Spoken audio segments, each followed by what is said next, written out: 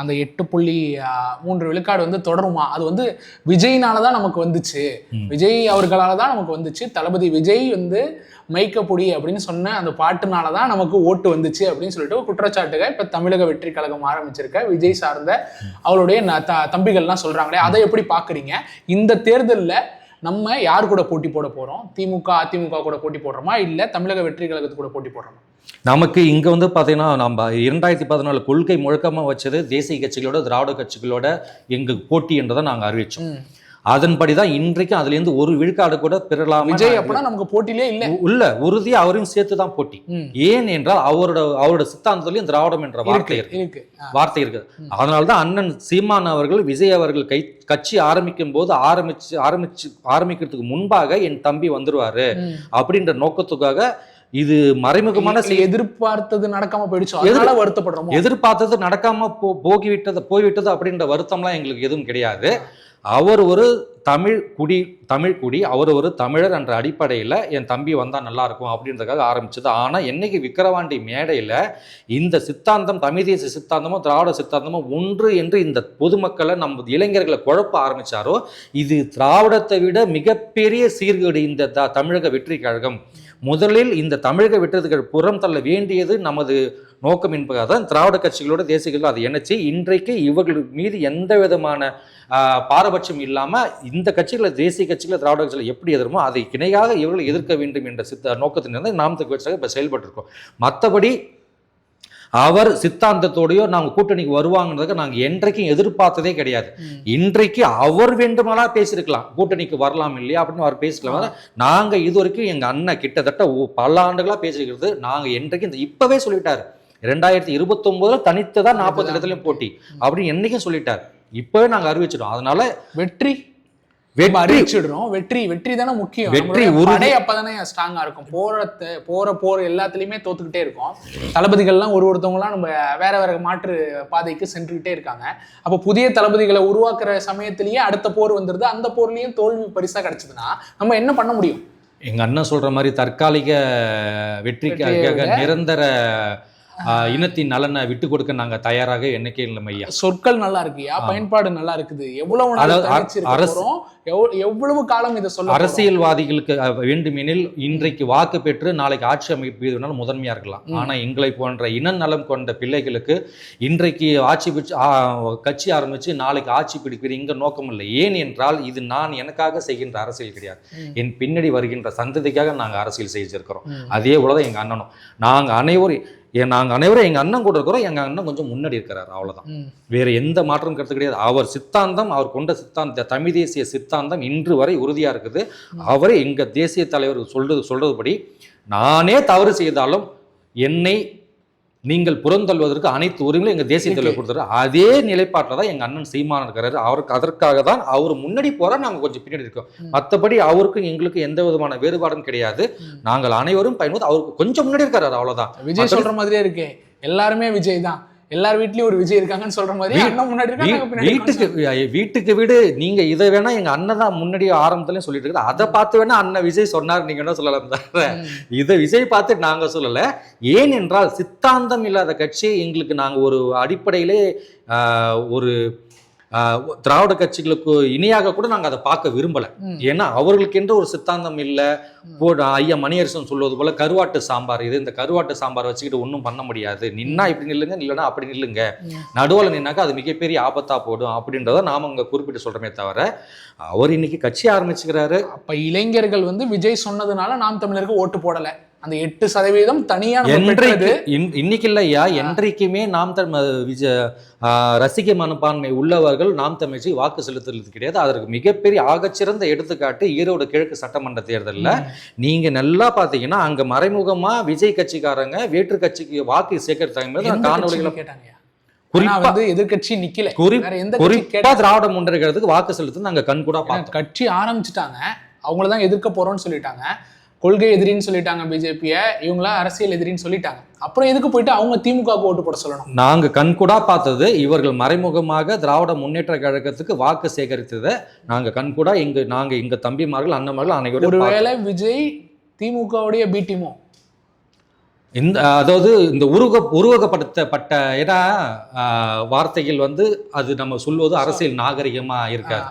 அது நீங்க சொல்ற குற்றச்சாட்டு அப்படித்தானே இருக்கு. அவங்க ஜெயிக்கிறதுக்காக அவங்களுக்கு வாக்கு பெறதுக்காக அவர் உதவி செய்தார் அப்படிதானே சொல்றீங்க. கண் கூட பார்த்த பிறகு நம்ம பேசலாமே தவிர உருவகப்படுத்துறதுக்கு அது சொல்வது அரசியல் நாகரிகமா இருக்குது. இப்ப எங்க மீது பல பேர் அவதூறு சீட்டை வர இருக்கும்போது நாம் என்ன சொல்றோம் அப்படின்னு வந்து பாத்தீங்கன்னா, இல்ல அனைத்தும் பொய், அவர்களும் காசு வாங்கிட்டாங்க, ஜெயலலிதா காசு வாங்க, கருணாநிதி காசு இப்படி சொல்லும் போது இன்னைக்கு ஐயா ஸ்டாலின் வரைக்கும் நிக்குது, நாளைக்கு உதயநிதி வந்தாலும் அவர்கள் நிக்குது.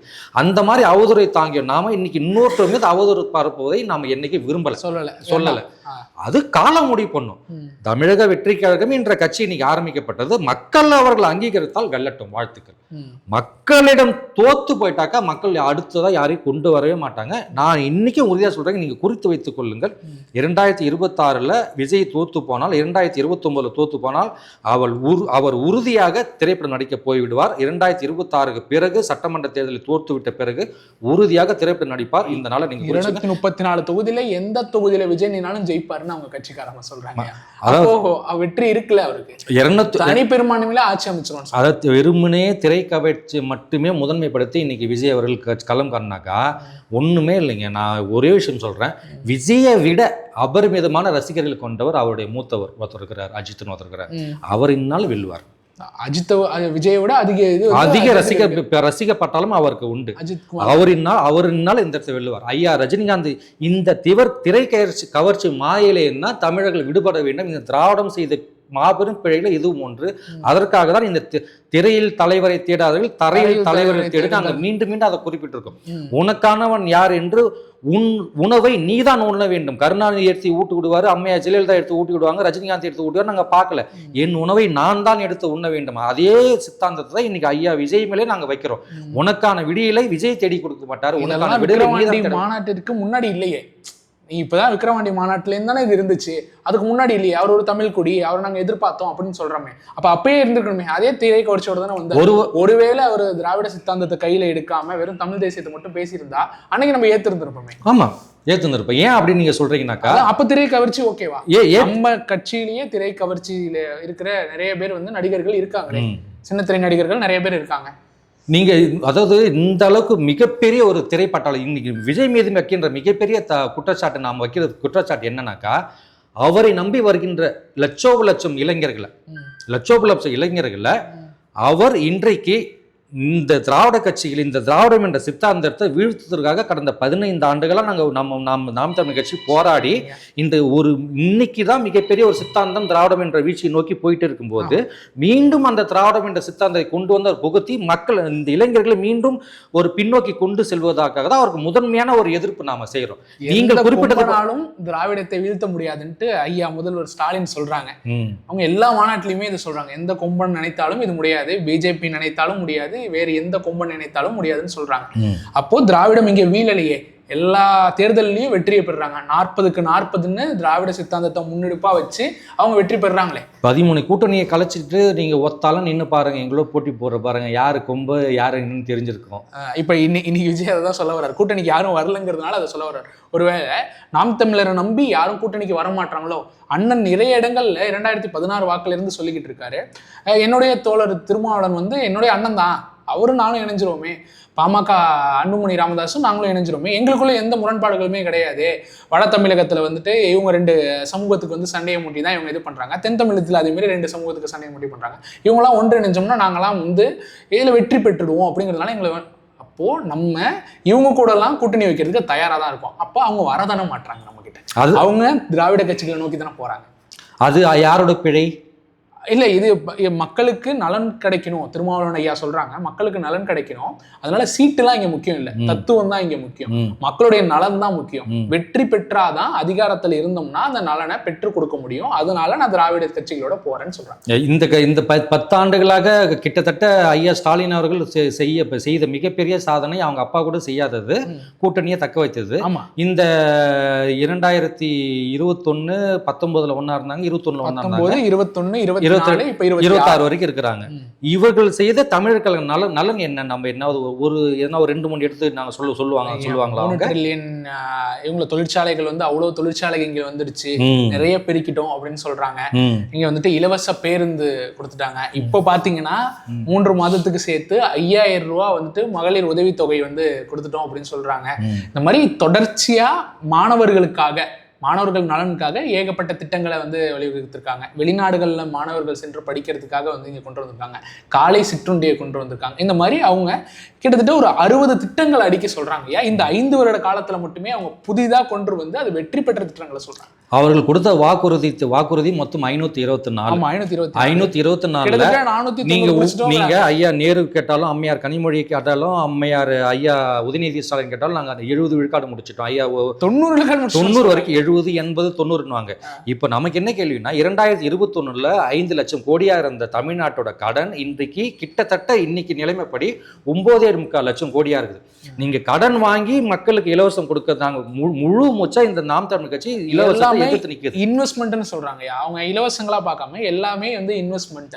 நம்ம இங்க இருக்கிறவங்களுக்கு அதை செலவு செய்யறோம், இது பின்பு நமக்கு வரும் அப்படின்னு சொல்றாங்க. இன்வெஸ்ட்மெண்ட்டா தான் சொல்றாங்க. இன்வெஸ்ட்மெண்ட்டா நீங்க சொல்லியிருந்தீங்கன்னாக்கா 2021 மாணவர்களுக்கு நீங்க மடிக்கணி கொடுத்திருந்தாக்கா, நான் ஒரு மாணவன் 11ஆம் வகுப்பு படிக்கும் மாணவன், அவர் கணினி துறையில ஒரு அடோபோ, போட்டோஷாப்போ இல்ல ஒரு கோல்ராவோ ஏதோ ஒன்று கத்துக்கொண்டு இன்னைக்கு அதன் மூலமாக ஒரு பணி புரிந்திருப்பார், ஒரு தொழில் இருப்பார். அதன் மூலமா ஒரு அவுட்புட் போய் இன்புட் திரும்ப வந்திருக்கும். நீங்க அதே போல மாணவர்களுக்கு மிதிவண்டியோ இல்ல வந்து வேறு எதனும் கொடுத்திருந்தாக்கா உங்களுக்கு அவுட்புட் போயிட்டு இன்புட் வந்திருக்கும். நீங்க நலத்திட்ட உதவிகள் வெல்ஃபேர் ஸ்கீமையும் கேஷ் ரெமிட்டன்ஸையும் நீங்க போட்டு இங்க இருக்கிற ஆட்சியாளர் நம்மள லாவகமா போட்டு குழப்பி விடுறான். நீங்க நலத்திட்ட உதவிகள் கொடுப்பது மதிய உணவு திட்டமோ, காலை உணவு திட்டமோ, மிதிவண்டி கொடுப்பதோ, மடிக்கணினி கொடுப்பதோ நலத்திட்ட உதவிகள், இதனால் நம்மளுக்கு அவுட்புட் போயிட்டு இன்புட் திரும்ப வந்தது. ஆனா ரொக்கமாக பணம் கொடுப்பது இங்கே இருந்தது, கணினி கொடுப்பது, கலர் டிவி கொடுப்பது, இருசக்கர ஊர்தி கொடுப்பது, இந்த மாதிரி இன்னைக்கு ரொக்கமா கொடுப்பது நிற்குது. இன்னைக்கு ஐயா முன்கூட்டி 5000 ரூபாய் கொடுக்கறதுல வந்து நிக்குது. நாளைக்கு ஐயா எடப்பாடி பழனிசாமி எப்பயே சொல்ல நாங்க வந்து அந்த 2000 ரூபாய் மாத்து சொன்ன ஒரே வாரத்தில் இவருக்கு இன்னைக்கு 5000 ரூபாய் போறாரு. இது எல்லாம் எப்படி இன்னைக்கு இவர்கள் கொடுக்கின்ற இந்த பணம் மீண்டும் யார் தலையில வந்து விழும்?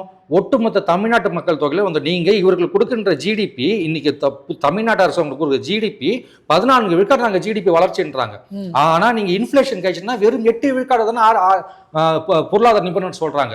அப்போ ரகுராம் ராஜன் தலைமையில நீங்க குழு அமைச்சிங்களா 4 பேர், இந்த குழு நீங்க 2021 ஆரம்பிச்சிங்களா, அந்த குழு எங்க போச்சு? ஐயா ஜெயரஞ்சனை கூட்டு வந்து உங்களுக்கு சாதகமா இருப்பதாக கொண்டு வந்து நீங்க மாலோன்னு பொழுதுன்னு கொடுங்க.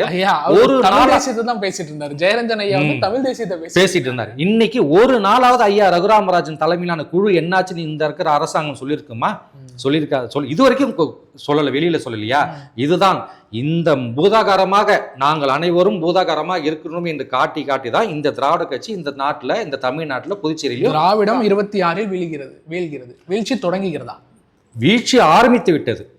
என்றைக்கு இந்த மண்ணில் இந்த என் இனத்தை கொன்றி ஒழித்ததோ இந்த திராவிட முன்னேற்ற கழகம், வேடிக்கை பார்த்தோ இந்த அனைத்து இந்த அண்ணா திராவிட முன்னேற்ற கழகமோ, அதுக்கு துணை போனது இந்த காங்கிரஸ் கட்சியோ, நடுவண் அரசியல் வலுவான எதிர்கட்சி அந்த பாஜகவோ, அன்று எழுந்தது தமிழ் தேசிய அரசியல். என் இனத்தை அழிக்கும் போது கூட என்னை காபந்து பண்ண வராதல் இவர்கள் நம்பி இனி நாங்கள் கிடையாது. அன்று பிறந்த தமிழ் தேசியம் இன்று நாளொரு மீனியும் பொழுது ஒன்னமாக வளர்ந்து அன்று ஆரம்பித்த திராவிடத்தின் வீழ்ச்சி இன்று அழிவு பாதை நோக்கி, காலாவதியை நோக்கி சென்று கொண்டிருக்கிறது. எக்ஸ்பைரி டேட்டை நோக்கி போயிட்டு இருக்கு. எப்போ முடிவுக்கு வரும்? 2026, 31, 36? நீங்க இந்த 26, 31 ஏன் என்றால் இந்த திராவிட கட்சிகளோட சித்தாந்தம் என்பது இந்த 2 கட்சிகளை வீழ்த்துவது சாதாரண விஷயம் கிடையாது. நீங்க இதுக்கு காலவரணை நிர்ணயிச்சுட்டு நம்ம பல பயணம் படுவது என்பது. இதே போல காங்கிரஸ் கட்சி 100 ஆண்டு காலம் கொண்ட காங்கிரஸ் கட்சியை 57 அண்ணாதுரை தன்னுடைய பரப்புரையின் மூலமாகவும் தன்னுடைய மக்கள் செல்வாக்கு மூலமாக 67 வீழ்த்தி காட்டினார். அதுக்கு 10 ஆண்டு காலம் ஆச்சு. அப்ப இருந்த கட்சிகளின் அடிப்படை மிகவும் குறைவு. ஆனா இப்ப இருக்கிற அரசியல்ல, இப்ப இருக்கிற கட்சிகள் திராவிடம் என்ற பெரிய மாயையில இன்று எங்க அண்ணன் செந்தமிழ் அந்த குழுலேருந்து தான் வெளியே வந்தார். அந்த குழுலேருந்து வெளியே வந்துதான் இன்னைக்கு நாங்க அனைவரும், இவர்கள் அனைவரும் நமக்கானவர்கள் கிடையாது என்ற பார்த்தா இன்னைக்கு அந்த சித்தாந்தத்தை வீழ்த்துறதுக்கு இன்னைக்கு முனைப்பு எடுத்துக்கிறோம். இந்த முனைப்பு நாளுக்கு போயிட்டே இருக்கிறோம்.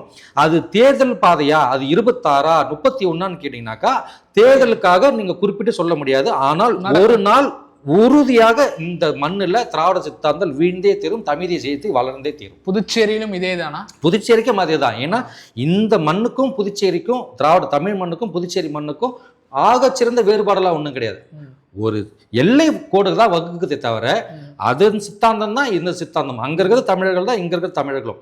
தமிழ்நாட்டை விட இன்னைக்கு புதுச்சேரி அதிகப்படியான ஆபத்தில் இருக்குன்னு நாங்கள் சொல்கிறோம். அந்த அதிகப்படியான ஆபத்து ஏனென்றால் இது புதுச்சேரி வந்து இந்த நாம் முன்பு குறிப்பிட்டது போல இது பிரெஞ்சு சிட்டி, பிரெஞ்சு கலாச்சாரம் அப்படின்ற ஒரு மாய பிம்பத்தில் உருவாக்கி இன்று தமிழர்கள் தாங்கள் தமிழர்கள் என்பதே மறந்து பூர்வீக குடியில் அனைவரையும் இங்க இருக்கிற ஆளுங்கட்சிகள் வெளியேற்றி வந்தவரையெல்லாம் வெளில விட்டு உள்ள விட்டு நம் மண் இங்க பறிபோகுது.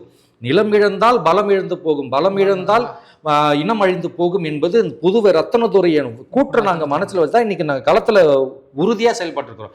முதல்ல மீட்டு எடுக்க வேண்டியது இந்த திராவிட கட்சிகளோட இந்த தேசிய புதுச்சேரி மண்ணை மீட்டு எடுக்க வேண்டியது காலத்தின் கட்டாயமா இருக்கு. காலத்தின் கட்டாயம். இங்கேயும் இப்ப தனிச்சு தான் நிக்க போறோம். எங்கேயுமே தனிச்சு தொகுதியில 28 தொகுதி, சிறு திருத்து 28 தொகுதி. நாங்க எங்களுக்கு மாகே ஏனாம், எங்களுக்கு வேணாம். ஏனென்றால் என் மண் இந்த 2 சிறிய பகுதிகளை கொண்டு என் மண்ணான காரைக்கால் புறக்கணிக்கப்படுகிறது என்று அங்கு என் சொந்தக்கார அங்க குரல் கொடுக்கிறார். எனக்கு இங்க உரிமையே கிடைக்க மாட்டேது, எனக்கு தனி மாநில தனி ஒன்றிய பகுதி நிலப்பரப்பு கொடுங்கன்னு அவனை போராட்டிருக்கிறார். அதனால் இங்கு அவரவர் நாட்டில் அவரவர் வாழ்க என்பது எங்கள் சித்தாந்தம். அதனால் நாம் தமிழர் கட்சி ஆட்சிக்கு வந்தால் மாகே ஏனம் 2 பகுதியும் அந்தந்த பகுதியோடு இணைத்துவிடும். 28 தொகுதி தான் நாம் தமிழர் கட்சி. 28 தொகுதியிலையும் தனிச்சு நிக்க போறோம். உறுதியா நிக்கிறோம். நமக்கு 28 தொகுதியிலையும் ஆட்கள் இருக்காங்களான்னு கேக்குறாங்களே. தமிழக வெற்றி கழகத்துல இங்கே பொறுப்பாளர்கள் இப்பதான் போட்டிருக்காங்க. ஆனா அவங்க என்ன சொல்றாங்க, நாங்க தான் இங்க ஆட்சி அமைக்க போறோம், எங்க கூட்டணியில் இருக்கிறவங்க தான் இங்க ஆட்சி அமைக்க போறாங்க, நாங்க தான் பெருவாரியா வெளில போறோம் அப்படின்னு சொல்றாங்க. அவங்க கிட்ட நம்ம கேட்கிறப்ப நாம் தமிழர் இங்க இருக்காங்களா, அவங்களாம் தமிழ்நாட்டில் மட்டும்தான் இருக்காங்கன்ட்டு அவங்களே குற்றச்சாட்டு. வர பிப்ரவரி 21 திருச்சியில மாநாடு அங்க வந்து பார்க்க சொல்லுங்க. 117 ஆண்கள் 117 பெண்களை இந்திய ஒன்றிய வரலாற்றுல எந்த கட்சியும் செய்யாத மிகப்பெரிய சாதனையை எங்க அண்ணன் செஞ்சுட்டு இருக்கிறாரு. சொன்னபடி 117 பேர் 2016 ஏற்றணும், 2021 ஏற்றணும், 2026 உறுதியை ஏற்றுவோம். அதே போல புதுச்சேரியில 2016 14 வேட்பாளர், 14 ஆண்கு 14 பெண் ஏற்றணும். அதே போல 2021 இன்னைக்கு புதுச்சேரியில வர 27 28 நம்ம தட்டாஞ்சாவடி வணிக நிறுவனமான திடல்ல மாநாடு போட போறோம். 14 பெண் வேட்பாளர்கள், 14 ஆண் வேட்பாளர். எங்களை யாரெல்லாம் புறம் கூறினார்களோ அவர்களை அங்க வந்து பார்க்க சொல்லுங்க. அங்க சரியா இருக்க போகுது. எத்தனை வெற்றி வேட்பாளர்கள் இருக்க போறாங்க? 28 வேட்பாளர்கள் அறிவிக்கப்படுறோம். எத்தனை வெற்றி வேட்பாளர்கள் இருக்க போறாங்க? நீங்க என்ன நினைக்கிறீங்க? எத்தனை களம் நமக்கு சாதகமா இருக்கு? எத்தனை தொகுதிகள் நமக்கு சாதகமா இருக்கு? புதுச்சேரி மண் அனைத்துமே எங்களுக்கு சாதகம் தான். இதுல வெற்றி வேட்பாளர்கள் நீங்க வெளிப்படையா நீங்க கேட்டீங்கன்னா வெற்றி தோல்வியை தாண்டி சிந்திப்பவர்கள் நாங்கள். வெற்றி தோல்வி என்பது இந்த மண்ணை ஆள துடிப்பவர்களுக்கு தான். இந்த மண் வாழ துடிப்பவர்களும் வெற்றி தோல்வி என்பது ஒரு முதன்மையான விஷயம் கிடையாது. ஏன்னா இந்த மண்ணில் மக்கள் வாழணும்னு இந்த பிள்ளைகள் நாங்கள் விரும்புகிறோம். இன்றைக்கு இவர்கள் ஆண்டு விட்டு போகட்டும். இன்று நாங்கள் தோல்வி கண்டாலும் நாங்கள் மீண்டும் மீண்டும் வந்து கொண்டே இருப்போம். அவது அனைத்துமே இந்த வரலாற்றில் குறிப்பிட்டு இந்த தமிழ் வரலாறு, இந்த தமிழர் வரலாறு, நாம் தமிழர் கட்சி என்றைக்கு வீழ்ந்தாலும் அவன் திரும்ப திரும்ப திரும்ப திரும்ப வந்துகிட்டே இருப்பான்டா அப்படின்ற வரலாறை இந்த தமிழ் மண் எழுதும். இந்த மண் என்றாவது ஒரு நாள் புதுச்சேரி மண் எங்கள் வசம் வரும், உறுதியாக வரும். அப்போது இந்த இந்திய ஒன்றிய மாயை, புதுச்சேரியிலிருந்து திராவிட மாயை, முதல்ல இந்திய ஒன்றிய மாயை, அதுக்கு பிற்பாடுதான் புதுச்சேரியில திராவிடமாய் முழு மூச்சா அழித்து ஒழிக்கப்படும். இந்த குறுகிய கால வெற்றிக்கும் இந்த குறுகிய கால பதவிக்கும் நாங்கள் என்றைக்கும் ஆசைப்படுவது கிடையாது, ஆசைப்பட்டதும் கிடையாது. அதற்காக தான் எளிய பிள்ளைகள் நாங்கள் இங்க வந்து அரசியல் பண்ணுவோம். பண பலமோ பதவி பலமோ, மூத்தவர்கள் அரசியல் பலமோ, அப்பா அரசியல்வாதி அம்மா அரசியல்வாதி மாமா அரசியல், அந்த பலம் எதுவுமே இல்லாம சாதாரண ஒரு பாமரனா, உங்களை போல ஒரு பாமரனா நீங்க இங்க வந்து பேசிருக்கிறது உறுதியான. இந்த உலகத்துல வென்றவர்கள் வரலாறு உண்டு, தோற்றவர்களுக்கு வரலாறு உண்டு, பார்வையாளர்களுக்கு வரலாறே கிடையாது. நாங்க தோத்தாலும் பரவாயில்ல, எங்களுக்கான வரலாறு உண்டு. அதற்காக தான் எங்க வரலாறை நாங்க எழுதுவோம். அதே போல தன்னம்பிக்கை உள்ளவன் தோத்ததா சரித்திரமே கிடையாது. எங்களுக்கு தன்னம்பிக்கை ரொம்ப ரொம்ப அதிகம். ஏன்னா நாங்க தேசிய தலைவரோட வழி வந்த பிள்ளைகள். நாங்க அந்த தேசிய தலைவர் 24 நாடுகளை எதிர்த்து நின்று போரிட்டு இந்த உலக பெரும் மாவீரனா இன்னைக்கு 1000 ஆண்டுகளுக்கு இன்னைக்கு உலக பெரும் நாடுகள் அனைத்தும் நாங்கள் செய்தது தவறு என்று இன்றைக்கு வருந்திருக்கிற நிலைமை இருக்குது. அதே வழியில் வந்த பிள்ளைகள் நாங்கள். அந்த தலைவர் வழி கொண்டு இந்த புதுச்சேரி மண்ணை மீட்காம ஓயவே மாட்டோம். சரியா சொல்லிட்டீங்க. தமிழ்நாட்டை விட புதுச்சேரி நாம் தமிழருக்குள்ள நிறைய சலசலப்புகள் இருக்கு, பதவி போராட்டங்கள் இருக்கு. இன்னைக்கு நம்ம பதவி அறிவிச்சிருவோம், ஒரு 20 நாட்கள்ல அந்த பதவி பறி போயிடும். அண்ணன்ட்ட யாராவது போய் தவறா ஏதாவது சொல்லிடுவாங்க, இவங்க இப்படி நடந்துக்கிட்டாங்க அவங்க அப்படி நடந்துக்கிட்டாங்கன்னு சொல்லிட்டு அதனால பொறுப்புகள் எல்லாம் திரும்பவும் பெற்றுக்கொள்றாங்க. இதுதான் கடைசி 8 வருட காலமா நடந்துகிட்டே இருக்குன்ட்டு நம்ம கட்சியில இருந்து வெளியில செயல்படாம இருக்கிற நிறைய பேர் இந்த குற்றச்சாட்டை சொல்றாங்களே. அவங்க மாற்று கட்சியில போய் சேர்றாங்க, சேரல ரெண்டாவது பட்சம். ஆனா அவங்க வெளியே வந்துட்டு இந்த பொறுப்புகள் வெளியில வந்துட்டு இது சொல்றாங்களே, இதை எப்படி பாக்குறேன்? இனத்துக்காக போராடுவதற்கு நான் தான் முன்னிலையில் நிற்பேன் என்று ஒருத்தவன் பதவிவாக துடிக்கிறான் என்றால் அவனுடைய ஆளுமை மிக்க வீரியத்தை தான் நம்ம பார்க்கணும். இப்போ நான் கிட்டத்தட்ட பார்த்தீங்கன்னா 2012 அண்ணன் என்னை கொள்கை பரப்பு பாசறை செயலாளர் அறிவிச்சார். இன்னி வரைக்கும் நான் அதில் இருக்கிறேன். அதே போல எங்க மூத்தவர்கள் ரஃபீக்கோ இல்லை கலையண்ணனோ பல பேர் புதுச்சேரியில் அறிவிச்சுக்கிறாங்க. அனைவருமே இந்த புதுச்சேரி நாம் தமிழ் கட்சி வரலாறு முதல் அக்குவரை எனக்கு உறுதியா தெரியும். யாருமே பதவிக்காக நின்னதே கிடையாது. நிறைய சலசலப்பு பதவிக்காக குறிப்பிட வேண்டாம்னு நான் சொல்றேன். அனைவருமே இப்ப நான் பேரை குறிப்பிட்டேன். அனைவருமே பாத்தீங்கன்னா இங்கு இந்த இனத்துக்கான நல்லதுனா பாப்பீங்க. நீங்க இப்போ நீங்க குறிப்பிட்டது போல பதவிக்காக வாசப்படி தாண்டி வராங்க, போட்டி போற நீங்க குறிப்பிட யாராவது ஒருத்தர் நீங்க விரல் மீட்டு சொல்ல முடியுமா இந்த கட்சிக்கு அடமானம் போனாங்க, அந்த கட்சிக்கு அடமானம் போனாங்க? அப்படி சொல்லல. அதற்கு அதான் நான் குறிப்பிடுறேன். என்ன குறிப்பிட்டா இந்த இனத்துக்காக நலனுக்காக நிற்பது களத்துல நிக்க போராடுறான் பாருங்க, சண்டை போடுறான். அந்த இடத்துல எனக்கு கூட நான் சண்டை போடுறேன். அந்த இடத்த நீங்க இப்ப ஐயா விஜய் கட்சி ஆரம்பிச்சுக்கிறாரு. அதிமுக உள்ள பேசுறாங்க, திமுக உள்ள பேசுறாங்க, பல கட்சியில உள்ள பேசுறாங்க. நாம் தமிழ் கட்சியில அந்த மாதிரி கரைபடிந்த ஒரு வேற்று கட்சிகளிலிருந்து உள்ள வந்த யாரும் இருக்கு. ஏன்னா நாங்க கொண்ட தத்துவம் அப்படி. யார் ஒருவர் எங்க சித்தாந்தத்தை பார்த்து பயப்படுறானோ, ஏன் அப்படின்னா நாங்க கொண்டுகிற தலைவர் கொள்கை அப்படி. நாங்க எந்த தலைவரை கொள்கையா கொண்டு ஏற்றிருக்கோமோ அந்த கொள்கைக்கு வருவதற்கே அவர்கள் பயப்படுறாங்க. எதிர்கட்சியிலேருந்து எதிர்கட்சிக்காரன் பயப்படுறாங்க, வேற்று கட்சியில யாரும் உள்ளே வரமாட்டாங்க முதல்ல. ஆனா இதுதான் எங்களோட தனித்துவம். இந்த தனித்துவத்துல எங்களுக்குள்ள யார் இந்த இனத்துக்கான நலனை முன்னெடுக்க வேண்டுமோ அதுல சிறு சிறு போட்டிகள் இருக்குது. நான் மறுக்கல, ஒத்துக்கிறேன். அதுல சிறு சிறு போட்டிகள் இருக்கு தவிர என் இனத்தை முன்னேற்பதற்கான அந்த போட்டியை வழிவகுக்கும் தவிர என் இனத்தை பின்னோக்கி இழுப்பது அந்த தலைமை பதவியான போட்டி கொண்டு போகவே போகாது. அதை நான் உறுதியா சொல்லுவேன். நீங்க சொன்ன மாதிரிதான் மாற்றுக் கட்சியிலேருந்து வராததற்கான காரணமும் என்ன சொல்றாங்கன்னா, நம்ம கொஞ்சம் வன்முறையா இருக்கோம், நம்ம கொஞ்சம் அதிகப்படியா பேசிடுறோம், மேடைகள்லயோ சரி வார்த்தையை ரொம்ப பிரயோகங்கள்ல நம்ம கொஞ்சம் தவறிடுறோம். இப்போ நம்ம சீமானன் ஆகட்டும் எல்லா இடங்கள்லையும் கொஞ்சம் வன்முறையாவே கையாண்டுறாங்க.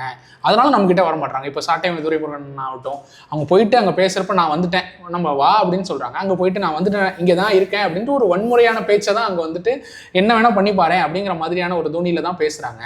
நம்மளுடைய இனத்திற்கே நமக்கு ஒரு ரௌத்திரம் இருக்குது, நம்ம அதை ரௌத்திரம் பழகணும். ஆனா அது எந்த இடத்துல சொல்லணும், நம்மளை பின்தொடர இவ்வளவு லட்ச இளைஞர்கள் இருக்காங்க, அவங்களை எப்படி நம்ம முன் இதுவா இருக்கோம். இதனாலதான் நம்ம கிட்ட மாற்று கட்சியிலேருந்து சேர மாட்டாங்கிற குற்றச்சாட்டும் இருக்கேன். ஒவ்வொரு வினைக்கும் ஒரு எதிர்வினை ஒன்றுன்னு சொல்லுவாங்க. நியூட்டனின் 3ஆம் விதி. வன்முறையை தான் அதுக்கு ஈடாகாது. இப்போ சகோதரர் சாட்டை துரைமுருகன் பேசுவதோ, தம்பி இடும்பவனம் கார்த்தி பேசுவதோ, அண்ணன் சீமான் பேசுவதோ ஒரு எதிர்வினை தான். அதான் சொல்றோம். இப்போ நம்ம பெரியாரை எதிர்க்கிறோம், ஈரோட்டுல போய் நிக்கிறோம், ஒரு நல்ல வாக்கு சதவீதம் வாங்குறோம். ஆனா நம்ம ஒரு பார்ப்பன கடப்பாறையை எடுத்து நான் இதை எடுப்பேன் அப்படின்னு சொல்றதாகட்டும், இந்த மாதிரியான வார்த்தை பிரயோகங்கள். அங்க சிலை வைத்தீங்கன்னா அந்த சிலையை நான் உடைப்பேன், ஆனா சிலை வச்சீங்கன்னா நான் உடைப்பேன். இங்க ஒரு சமாதியை பார்த்துட்டு அதை ஒரு தவறான வார்த்தைகள்ல சித்தரிக்கிறது, இந்த மாதிரியான வார்த்தைகள்லாம் நம்ம இருக்கிற உயரத்துக்கு அது சரியில்லை. என் மண்ணுக்கான மூத்தவர்கள் ஐயா MC ராஜா, ஐயா ரெட்டமலை சீனிவாசன், ஐயா அயோத்திதா பண்டிதர், ஐயா காமராஜர் இருக்காங்க, நிறைய பேர் இருக்காங்க. அதுக்கு தான் சொல்றேன். ஆனால் நீங்க இவர்களுக்கான அமைவிடங்கள் எங்க இருக்குன்னு உங்களால குறிப்பிட்டு சொல்ல முடியுமா? இதெல்லாம் ரொம்ப முன்னாடி தெரியாது, நமக்கே தெரியாது. மணிமண்டபங்கள் ஏதோ இடத்துல இருக்கு. ஐயா காமராஜர் மணிமண்டபம் கட்டுவதற்காகவே கருணாநிதி அவர்களும் தமிழ் தேசியவாதிகள் போராட வேண்டியதாக இருந்தது. போராடிதான் அந்த மணிமண்டபத்துக்கு அந்த சென்னை மாநகரில் கட்டுவதற்கே அவர் அனுமதி கொடுத்தார். என் இனம் என் நாடு, என் நாட்டில் நீ எனக்கான அனுமதி கொடுப்பதை எந்த இனம் ஏத்துக்கும், அந்த இனத்துக்காக தான் நாங்க இருக்கிறோம். இங்க நீங்க சொன்னீங்க இந்த வன்முறை தீர்வாகாதுல, இங்க நாம் தமிழர் கட்சிக்கார பிள்ளைகள் எந்த இடத்துல வன்முறை ஈடுபட்டாங்க அப்படின்றது எந்த விதமான புள்ளி விவரம் இது கிடையாது. எங்க இடத்த வன்முறை நாங்கள் காட்டியிருப்போம்னா, எந்த இடத்துனாங்க மேடையில பேசும்போது பதிலடியாத வன்முறை சொல்லிருப்பீமே தவிர அது என்னன்னா இந்த முன்னாடியே சொன்னோம் பார்த்தீங்களா, எதிர்வினையை தான் அது. இங்க என் இனப்பிள்ளைகள் 2011 முல்லை பெரியால் நீர் கொடுக்க மாட்டோம் என்ற சொன்ன ஒரே காரணத்துக்காக என் இனப்பிள்ளைகளை கேரளா மாநிலம் அட்டப்பாடியில மானபங்கம் படுத்திய ஒரு மலையாளிகள் கூட இங்க தாக்கப்படல. ஆனால் அவர்கள் பொருளாதார இழப்பு ஏற்படும் அந்த நினைப்பை செய்த நாங்க ஒரு மலையாளிகள் மீது கூட கை வைக்கல. அந்த அளவு மனிதார்மை மூலம் உள்ளவர்கள் நாங்க. அதே போல இங்க இருக்கிற கர்நாடகால இருந்து தண்ணி கொடுக்க மாட்டேன் என்று சொந்த உள்நாட்டுல இந்திய ஒன்றிய வரலாற்று உலகத்துல எங்கேயுமே நடக்காதது. 90களில் தமிழர்கள் சொந்த நாட்டில ஏதிலிகளா தமிழ்நாட்டுக்கு தருமபுரி மாவட்டத்துக்கும் கிருஷ்ணகிரிக்கும் ஏதிலிகளா வந்தாங்க. கோபிச்செட்டிப்பாளையத்துல ஏதிகள் கூடாரம் அமைச்சாங்க அம்மையார் ஜெயலலிதா. அப்போது ஒரு சிறும்பு கூட இங்க இருக்கிற வேற்று இனத்தார்களுக்கு படல. 2015 ஐயா நரேந்திரர் அவர்கள் தலைமையில சந்திரபாபு நாயுடு முதலமைச்சராக இருந்தபோது 20 தமிழர்கள் கேப்பாருக்கு இல்லாம சுட்டுக் கொல்லப்பட்டாங்க. அப்பட்டமான அது ஒரு படுகொலை. அப்போது கூட நாங்கள் அற வழியில் தான் இங்க போராடணுமே தவிர ஒருவர் மீது கூட நாங்க கேட்கல. இது அனைத்துமே நாம் தமிழர் கட்சிய இவர்கள் புறந்தள்ள வேண்டும். இங்க இருக்கிற ஆட்சியாளர்கள் வேற்றினத்தால் செய்கின்ற ஒரு அவதூறு. இந்த அவதூறு நாங்கள் அருவருக்கிறோம். என் இனம் இங்க செத்து கொண்டிருக்கும் போது என்னை அழுவதற்கு கூட நீ அனுமதிக்கவில்லை என்றால் என்னை ஆள்கின்ற நீ யார் என்ற கேள்வி நாங்க கேட்கிறோம் திரும்ப திரும்ப திரும்ப. என் இனத்துக்காரன் 20 பேர் ஆந்திர காட்டுக்குள்ள சேசால வனப்பகுதியில சுட்டு கொல்லப்பட்டிருக்கிறான். கண்ணுக்கு எதிர்க்க தெரியுது அவன் நாடகமிட்ட சுட்டு கொல்லப்பட்டிருக்கிறான்னு எழுத்து உள்ள செம்மரக்கட்டையில் கொண்டு பக்கத்துல போட்டு வச்சுக்கிறான். அதை கண்டும் காணாமல் நீ போ அப்படின்னா யாரால ஒரு மானமுள்ள ஒரு இனத்தை நாம கடந்து போக முடியுமா? இதையெல்லாம் பார்த்து என்னை நீ அற வழியில் சாத்தியகுமாருனாக்கா எப்படி சாத்தியகுமார் இருக்க முடியும்? இன்னும் தமிழன் அந்த அற சிந்தனையோடு இருப்பதால் தான் இங்கு எங்களை ஏத்தி பேர்த்து கொண்டிருக்கிறார்கள்.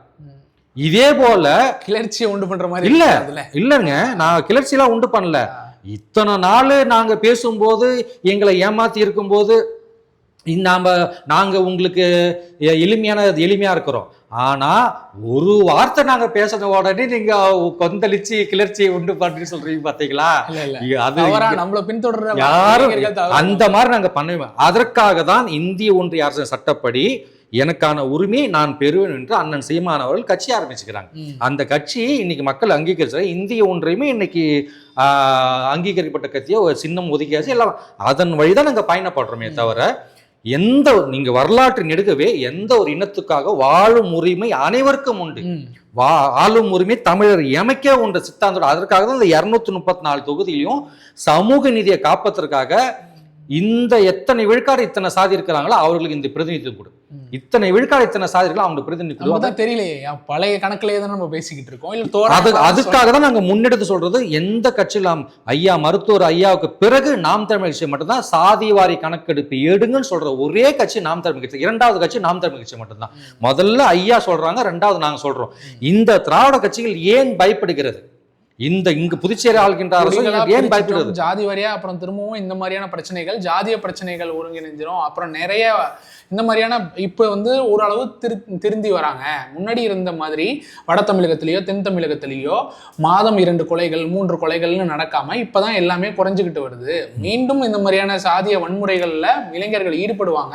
அவங்க மனப்பான்மையை அப்படி போயிடக்கூடாதுங்கிறதுக்காக தான் அதை எடுக்காம வச்சிருக்கோம். இந்திய ஒன்றிய புள்ளி விவரப்படி வடநாட்டில் தமிழ்நாட்டு சொல்கின்ற வடநாட்டில் அதிகப்படியான சாதி கலவரங்கள், அதிகப்படியான சாதிய தீண்டாமைகள் அப்படி நடக்கின்ற இந்த திராவிடம் சொல்லப்படி இந்திய ஒன்றிய புள்ளி விவரப்படி தமிழ்நாட்டில் தான் சாதி மறுப்பு திருமணங்கள் குறைவாக நடக்கிறது. தமிழ்நாட்டில் தான் சாதிய வன்கொடுமைகள் அதிகமாக நடக்கிறது. தமிழ்நாட்டில் தான் பெண்களுக்கு எதிரான எப்போ உள்ள குறிப்பிய இப்ப சமீபமா அந்த ஓராண்டுல தேசிய குற்ற புலனாய்வுத்துறை வெளியிட்ட அறிக்கையில இருக்குது. நீங்க பீகாரை விட புதுச்சேரியில தான் மன்னிக்கணும் தமிழ்நாட்டில் தான் அதிகப்படியான சாதி மறுப்பு திருமணங்கள் குறைவாக நடக்குது. அதிகப்படியான வன் செயல்கள் அதிகமாக நடக்குது. நீங்க இந்த திராவிட கட்சிகள் 75 ஆண்டுகளமா ஆண்டு கொண்டிருக்கிற திராவிட கட்சிக்கு நினைச்சிருந்தாக்கா இன்றைக்கும் எந்த தொகுதியில யார் பெரும்பான்மையா இருக்கோ அவர்கள் நோக்கி தான் அந்த வேட்பாளர் நிறுத்துறாங்களா நிறுத்தலையா? நிறுத்துறாங்க. இந்த பகுதியில ஒரு குறிப்பிட்ட நாம அதை செய்யல. நாம செய்யறது என்னன்னாக்கா பகுதியா வாழ்கின்ற மக்கள்ல பெரும்பான்மையா இருக்கிற மக்கள் கொண்டு போய் நிறுத்தல. எங்க அண்ணன் நிறுத்தினாரு. ஒரு ஆதிக்குடி வாழற பகுதி ஆதியை கொண்டு போய் பொது தொகுதியில் நிறுத்துவார். புரியுதுங்களா? ஒரு பெரிய இங்க சொல்கின்ற பெரிய உயர்ந்த சாதி சொல்கின்ற ஒரு குறிப்பிட்ட ஒரு குடியை கூட கொண்டு போயிட்டு வேற்று குடி அதிகமா இருக்கிற தொகுதியில போய் நிறுத்துவார். இதுதான் சமூக நீதி.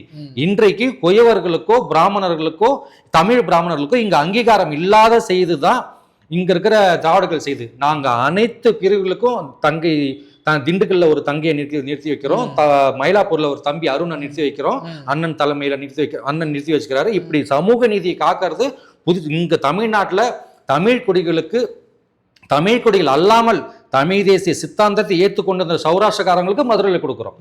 அதே போல தர்மபுரி மாவட்டத்துல ஐயா மாவீரன் வீரப்பன் அவர்களுடைய மூத்த பொண்ணுக்கு கொடுக்கிறோம். இப்படி அனைத்து பரந்துபட்ட மக்கள் வாழ்கின்ற இந்த இந்திய தமிழ் திரு நாட்டுல அனைவருக்கும் சரிசமமாக சமூக நீதியோட இடஒதுக்கீடு கொடுத்து வேட்பாளர் நிறுத்தது நாம் தமிழ் கட்சி மட்டும்தான், அண்ணன் சீமான் மட்டும்தான். அது புதுச்சேரியில அதுதான் நிலைமை. சரிங்க. அப்போ நீங்க சொல்லிட்டீங்க நம்ம திராவிட கட்சிகள் மாதிரி தான் விஜய் கட்சியையும் பார்க்குறோன்னு. நம்ம முதலிடத்துக்காக போட்டி போடுறோமா அல்ல விஜயோட எதிர்கட்சியா வர்றதுக்காக நம்மளோட விஜய் அதிக வாக்கு பெற்றக்கூடாது அப்படிங்கிறதுக்காக இந்த போட்டியை பார்க்குறோமா, இந்த தேர்தலை பார்க்குறோமா? தேர்தலுக்காக என்றைக்கும் நாம் தமிழ் கட்சி பயணப்பட்டது கிடையாது. இந்த மண் மீட்புக்காக தான் நாங்கள் இங்கே பயணமே. இந்த மண் வெற்றி கழகத்தோட நம்மளுடைய வெற்றி சதவீதம் அதிகமா இருக்கும், வாக்கு சதவீதம் அதிகமா இருக்கும், உறுதியா இருக்கும். நீங்க உறுதியா இருக்கும். நீங்க இந்த 2026 தேர்தலில் தமிழக வெற்றி கழகம் அப்படின்ற கட்சியோட போட்டி போட வந்தவர்கள் நாங்க கிடையாது. ஐயா கமலஹாசனோட போட்டி போட்டோம், ஐயா விஜயகாந்தோட போட்டி போட்டோம், அம்மையார் ஜெயலலிதா அவர்களும் ஐயா கருணாநிதி அவர்களும் உயிரோடு இருக்கும்போது அரசியல்ல ஈடுபட்டோம். எந்த விதமான இடர்பாடும் இல்லாம எந்த விதமான அச்சுறுத்தலுக்கு அஞ்சாம இன்னைக்கு அவங்க அனைவரையும் தாண்டி வந்தாங்க. விஜய் எங்களுக்கு ஒரு அரசியல் கட்சி எங்களுக்கு ஒரு பாதிப்பை ஏற்படுத்தாது. எங்க இலக்கு வெகு தூரம் உள்ளது. இந்த சிறிய தேர்தலில் இன்னைக்கு ஆரம்பிச்சு நாளைக்கு முதலமைச்சர் பதவி என்பது எங்க இலக்கு அல்ல.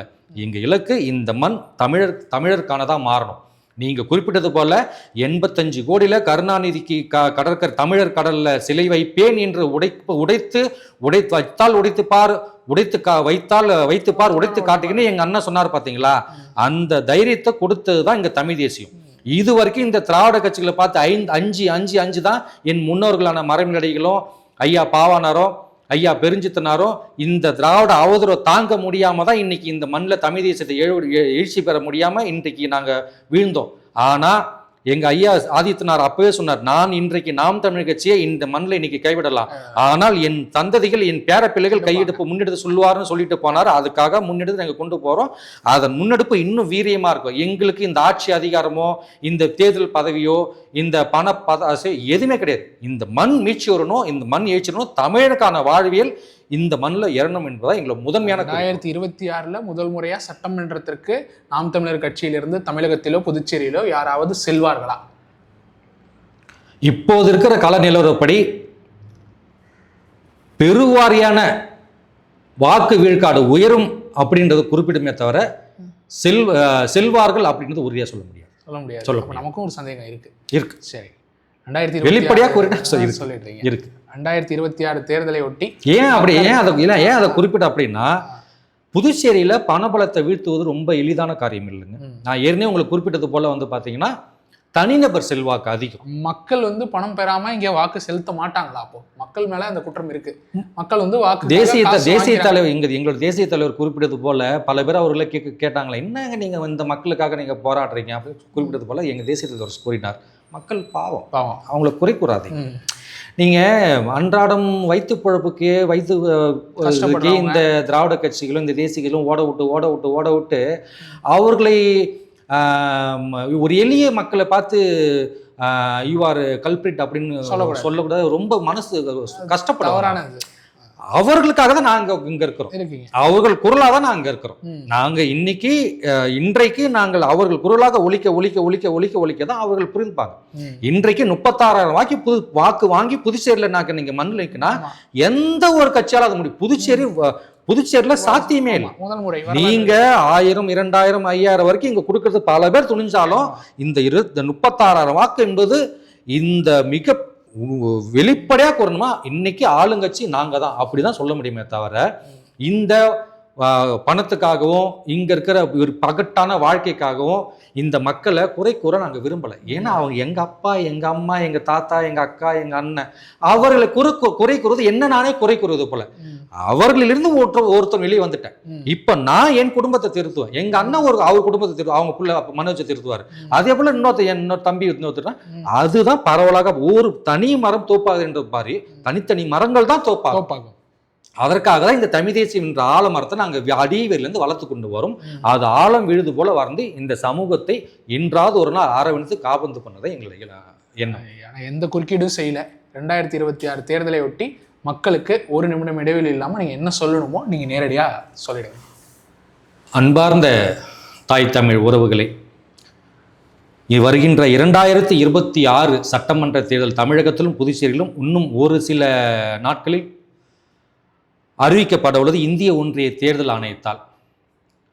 நாம் குறிப்பிடுவது, நாம் தமிழ் கட்சிக்கு சார்பாக நாம் குறிப்பிடுவது, நீங்கள் மருத்துவமனைக்கு போனாக்கா உடம்பு சரியில்லைன்னா எந்த மருத்துவமனைக்கு போனால் குணமாகும். நம்ம வீட்டு பிள்ளைங்களை எந்த பள்ளிக்கூடத்தில் சேர்த்தாக்கா கல்வி தரம் சரியாக இருக்கும். ஒரு சுற்றுலா போனால் கூட எந்த பகுதிக்கு போனால் கோடை காலத்தில் நல்லா இருக்கும், குளிர்காலத்தில் நல்லா இருக்கும்னு சொல்லிட்டு பார்த்து போகிறோம் நாம். அதே போல நம்மை 5 ஆண்டு காலம் இந்த மண்ணுக்காக மக்களுக்காக நம்மை ஆட்சி செய்வர் யார் என்று பார்க்க வேண்டியது நம்முடைய கடமை. ஒரு காய்ச்சலுக்கோ, ஒரு பள்ளிக்கூடம் சேர்ப்பதற்கோ, ஒரு சுற்றுலா போவதற்கோ, ஒரு சிறிய ஒரு துணிமணி வாங்குவதற்கு கூட பல கருத்துக்களை கேட்கின்ற நாம் இன்று நமக்கான அரசியல்வாதியை தேர்ந்தெடுக்காததன் விளைவு இன்று புதுச்சேரி இந்த அளவுக்கு சீர்கெட்டு போய் நிற்குது. நடுவர் அரசின் கையேந்தி நிற்கிறோம். தனி மாநில தகுதி வேண்டும் என்று நம் இளைஞர்கள் அனைவரும் இன்று வேலைவாய்ப்பு இல்லாமல் புதுச்சேரி பலவிதமான சீர்களை சிக்கி நிற்குது. அந்த சீர்கேடு இனி எதிர்காலத்தில் இந்த மண்ணுக்கு நடக்கக்கூடாது. அதே போல இங்கு கிட்டத்தட்ட இந்த தேசிய கட்சிகள் திராவிட கட்சிகளை தாண்டி நாங்கள் நிற்கிறோம். எங்களை போல பல பேர் நிற்கிறோம். நாங்கள் நிற்கிற மட்டும் குறிப்பிட்டு எங்களை மட்டும் சொல்லலை, பல பேர் நிற்கிறோம். அதில் தேர்ந்தெடுக்க வேண்டியது இந்த புதுச்சேரி வாழ் தமிழர்களுக்கு மிகப்பெரிய ஒரு கடமையாக இருக்கும். உங்களுக்கானவர்கள் யார், உங்களுக்காக பேசுகின்றவர்கள் யார் என்பதை நீங்கள் தயவு செய்து சிந்திச்சு பாருங்க. அப்போதுதான் இந்த புதுச்சேரி மண் சிறக்கும். இந்த வாழ்க்கை என்பது உங்களோடு முடிந்து போய்வது கிடையாது, உங்கள் எதிர்கால தலைமுறைக்கானது. உங்களுக்கானவர்கள் யார்? இங்கு நமக்கு தேவை நல்ல வாக்காளர்களை தவிர நல்ல வேட்பாளர்கள் பல பேர் களத்தில் உங்களுக்காக சேவை செய்ய காத்து கொண்டிருக்கிறோம். அவர்களை தேர்ந்தெடுக்க வேண்டியது உங்கள் கடமை. உங்களுக்கானவர்கள் யார் என்பதை நீங்கள் தான் தேர்ந்தெடுத்து வாக்கு செலுத்த வேண்டும் என்பதுதான் என்னோட இறுதிக்கட்ட கருத்தாக. ரொம்ப நன்றி. மிக்க மகிழ்ச்சி.